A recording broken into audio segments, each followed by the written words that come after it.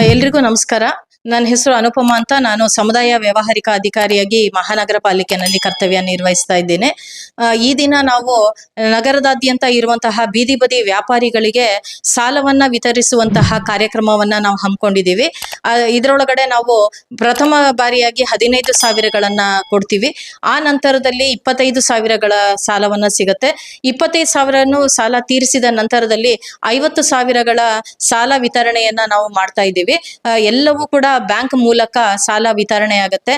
ಅದಲ್ಲದೇನೆ ಈಗ ಕ್ರೆಡಿಟ್ ಕಾರ್ಡ್ಗಳನ್ನ 30,000ಗಳವರೆಗೂ ಕೂಡ ಕೊಡುವಂತಹ ಒಂದು ಕಾರ್ಯಕ್ರಮವು ಕೂಡ ಈಗ ಬಂದಿದೆ. ಸ್ವನಿಧಿ ಮಿತ್ರ ಅನ್ನುವಂತಹ ಕಾನ್ಸೆಪ್ಟ್ ಅಡಿಯಲ್ಲಿ ಎಲ್ಲ ಬೀದಿ ಬದಿ ವ್ಯಾಪಾರಿಗಳಿಗೂ ಕೂಡ ಸಾಲ ಸೌಲಭ್ಯವನ್ನ ಕಲ್ಪಿಸಿಕೊಡೋದ್ರ ಮೂಲಕ ಅವರ ಆರ್ಥಿಕತೆಯನ್ನ ನಾವು ಹೆಚ್ಚು ಮಾಡುವಂತಹ ಒಂದು ಕಾರ್ಯಕ್ರಮ ಇದಾಗಿದೆ. ಎಲ್ಲರಿಗೂ ಕೂಡ ಈ ಸ್ವನಿಧಿ ಮಿತ್ರ ಅದ ಮೂಲಕ ಮಾರ್ಗದರ್ಶನವನ್ನ ನೀಡುವಂತಹ ಕಾರ್ಯವನ್ನ ನಾವಿವತ್ತು ಮಹಾನಗರ ಪಾಲಿಕೆಯ ಆಯುಕ್ತರ ಆದೇಶದ ಮೇರೆಗೆ ಅವರ ಸಹಕಾರದೊಂದಿಗೆ ಕಾರ್ಯಕ್ರಮವನ್ನ ಮಾಡ್ತಾ ಇದ್ದೀವಿ.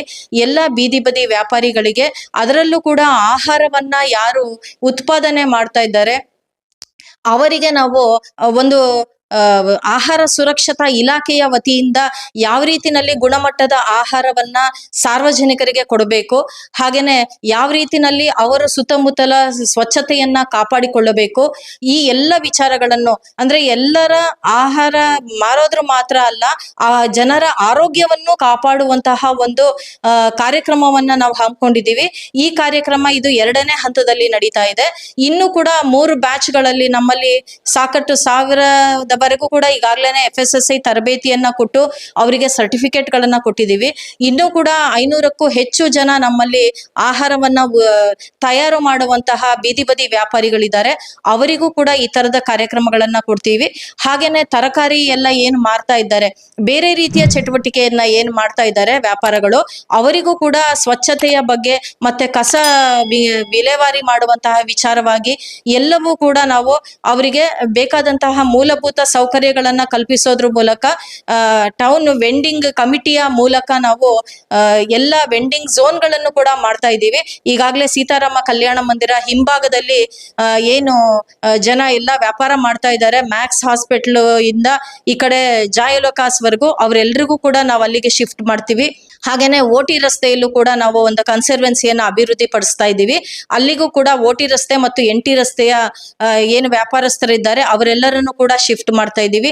ಈ ರೀತಿನಲ್ಲಿ ಹಂತ ಹಂತವಾಗಿ ನಾವು ಆಮೇಲೆ ಆಲ್ಕೊಳದಲ್ಲಿ ಕೂಡ ನಾವು ಜಿಲ್ಲಾಧಿಕಾರಿಗಳು ಆದೇಶ ಏನ್ ಮಾಡಿದ್ದಾರೆ ಅದರ ಪ್ರಕಾರದಲ್ಲಿ ಪಾರ್ಕಿನ ಒಂದು ಮೂಲೆನಲ್ಲಿ ಪಾರ್ಕಿಗೆ ತೊಂದರೆ ಆಗದೆ ಇದ್ದ ಹಾಗೆ ಅಲ್ಲೂ ಕೂಡ ನಾವು ವ್ಯಾಪಾರಿ ವಲಯವನ್ನ ಮಾಡ್ತಾ ಇದ್ದೀವಿ. ಈ ರೀತಿನಲ್ಲಿ ಆದಷ್ಟು ಸಂಚಾರ ನಿಯಮಗಳನ್ನ ಪಾಲನೆ ಮಾಡ್ಕೊಳ್ತಾ ಮತ್ತು ಸಂಚಾರಕ್ಕೆ ತೊಂದರೆ ಆಗದ ರೀತಿನಲ್ಲಿ ಪೊಲೀಸ್ ಇಲಾಖೆಯ ಜೊತೆಗೂಡಿ ನಾವು ಕೆಲವೊಂದು ಕಾರ್ಯಕ್ರಮಗಳನ್ನ ಹಮ್ಮಿಕೊಳ್ತಾ ಇದ್ದೀವಿ. ಇವತ್ತು ಸಾಲವನ್ನ SBI, Canara bank, Indian bank ಅಲ್ಲಿ ಸುಮಾರು 25 ಜನರಿಗೆ ನಾವು ಇವತ್ತು ಸಾಲವನ್ನ ವಿತರಣೆ ಮಾಡ್ತಾ ಇದ್ದೀವಿ. ಈಗಾಗ್ಲೇನೆ ನಮ್ಮ ಈ ಸ್ವನಿಧಿ ಏನಿದೆ ಆ ಯೋಜನೆ ಅಡಿನಲ್ಲಿ ಈಗಾಗ್ಲೇನೆ ನಮ್ಮಲ್ಲಿ 5,625 ಜನ ಈಗಾಗ್ಲೇನೆ ಸಾಲವನ್ನ ಪಡ್ಕೊಂಡಿದ್ದಾರೆ.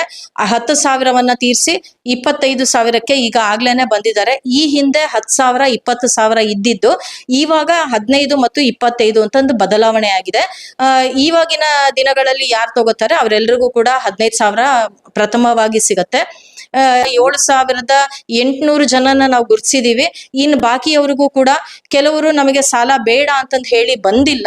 ಹಾಗಾಗಿ ಎಲ್ಲರನ್ನೂ ಕೂಡ ಈ ಯೋಜನೆ ಅಡಿನಲ್ಲಿ ತರ್ತೀವಿ. ಜೊತೆಗೆ ಯಾರು ಸಾಲವನ್ನ ಪಡ್ಕೊಂಡು ಆನ್ಲೈನ್ ಆಗಿದ್ದಾರೆ ಅವರೆಲ್ಲರಿಗೂ ಕೂಡ ಸ್ವನಿಧಿ ಸೆ ಸಮೃದ್ಧಿ ಅನ್ನುವಂತಹ ಯೋಜನೆಯಡಿಯಲ್ಲಿ 5 ಇಲಾಖೆಯ 8 ಸೌಲಭ್ಯಗಳನ್ನು ಕೂಡ ನಾವು ಕೊಡ್ತಾ ಇದ್ದೀವಿ. ಉದಾಹರಣೆಗೆ ಆಹಾರ ಇಲಾಖೆಯಿಂದ 1 ರೇಷನ್ 1 ನೇಷನ್ ಅನ್ನುವಂತಹ ಕಾರ್ಯಕ್ರಮ, ಆರೋಗ್ಯ ಇಲಾಖೆಯಿಂದ ಮಾತೃವಂದನ ಅನ್ನುವಂತಹ ಬಾಣಂತಿಯರು ಅಥವಾ ಬಸರಿಯರು ಇದ್ರು ಅಂತಂದ್ರೆ ಅವರಿಗೆ ಕೊಡ್ತಾ ಇದ್ದೀವಿ. ಹಾಗೇನೆ ಬ್ಯಾಂಕ್ ಮುಖಾಂತರ 2 ಇನ್ಶೂರೆನ್ಸ್ ಅನ್ನ ನಾವು ಕೊಡ್ತಾ ಇದ್ದೀವಿ. 20 ರೂಪಾಯಿನ ಮತ್ತು 436 ರೂಪಾಯಿಗಳನ್ನ ನೀವು ಪಾವತಿ ಮಾಡಿದ್ರಿ ಅಂತ ಹೇಳಿದ್ರೆ ಹೇಳಿದ್ರೆ 2 ಲಕ್ಷದ ಇನ್ಶೂರೆನ್ಸ್ ಸಿಗತ್ತೆ. ಆ ಮನೆಯಲ್ಲಿ ಯಾರಿಗೆ ಏನೇ ಅವಘಡಗಳಾದ್ರೂ ಕೂಡ ಇನ್ಶೂರೆನ್ಸ್ ಸಿಗತ್ತೆ. ಈ ರೀತಿ 5 ಇಲಾಖೆಯ 8 ಸೌಲಭ್ಯಗಳನ್ನು ಕೂಡ ಬೀದಿ ಬದಿ ವ್ಯಾಪಾರಿಗಳು ಪಡ್ಕೊಳ್ಳೋದಿಕ್ಕೆ ಅವಕಾಶ ಇರುತ್ತೆ. ಎಲ್ಲರೂ ಕೂಡ ಇದರ ಸದುಪಯೋಗನ ಪಡ್ಕೊಳ್ಬೇಕು. ಹೆಚ್ಚಿನ ಮಾಹಿತಿ ಬೇಕು ಅಂತ ಹೇಳಿದ್ರೆ ಮಹಾನಗರ ಪಾಲಿಕೆಯ ನಲ್ಮ್ ವಿಭಾಗವನ್ನ ಸಂಪರ್ಕ ಮಾಡಬೇಕು ಅಂತ ನಾನು ಕೋರ್ತಾ ಇದ್ದೇನೆ.